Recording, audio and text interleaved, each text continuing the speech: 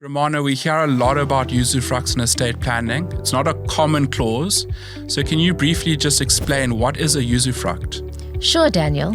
A usufruct is a limited real right which gives someone, a third party who is not the owner of the property, the ability to use and enjoy the property and even collect income such as rental income or interest or even dividends, which accrues to the property without actually owning it.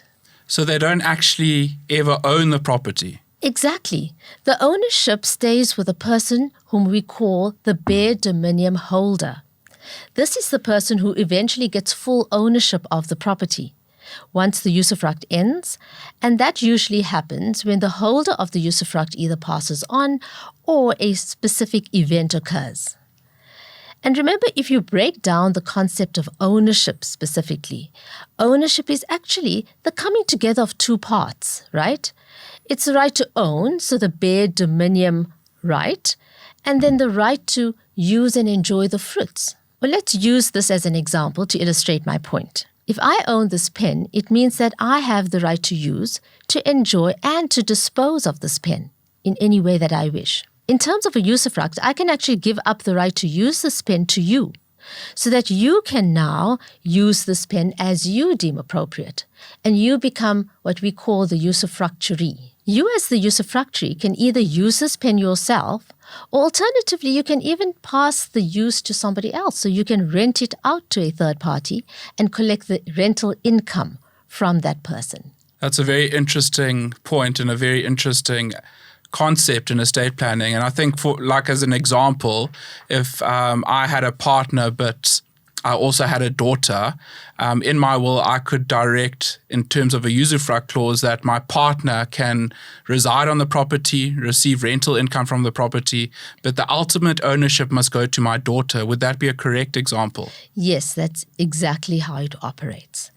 The only thing you must remember is that your daughter won't be able to sell the property, and neither can she mortgage it. Your daughter will own the property on paper, but she can't do anything with it until your partner passes away, which is when the usufruct terminates.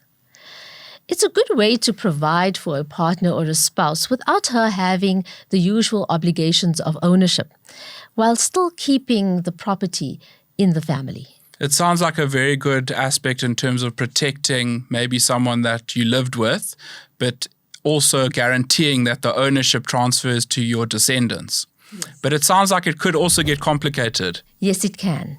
It's a short clause in any will, but without further stipulations, for example, in terms of who covers the various costs, it can become quite complicated. So remember, unless otherwise stipulated, the usufructuary must maintain the property, but cannot make any major changes to the property. The bare dominium holder, on the other hand, has no control over the property until the usufruct comes to an end. So that can create quite a bit of conflict between the two parties. Is the usufruct obliged to accept this benefit? Say they're older and they don't think they can handle it. Are they allowed to say no? In terms of any will, a beneficiary has the right to either adiate a benefit, so accept the benefit, or repudiate that benefit. So the usufructuary can repudiate the benefit.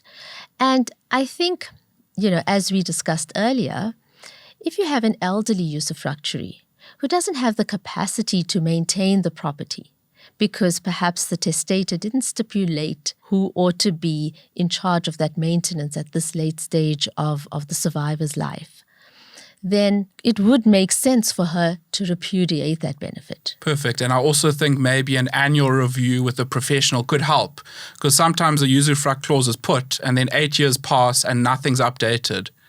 Would you recommend annual reviews? Absolutely. We always say as fiduciary practitioners that every time there's a change in your life circumstances, or alternatively, annually, do a review of your will, because there are advantages to updating certain clauses and avoiding a situation where you are creating a difficulty for the very people you wish to protect. Thank you, Romana.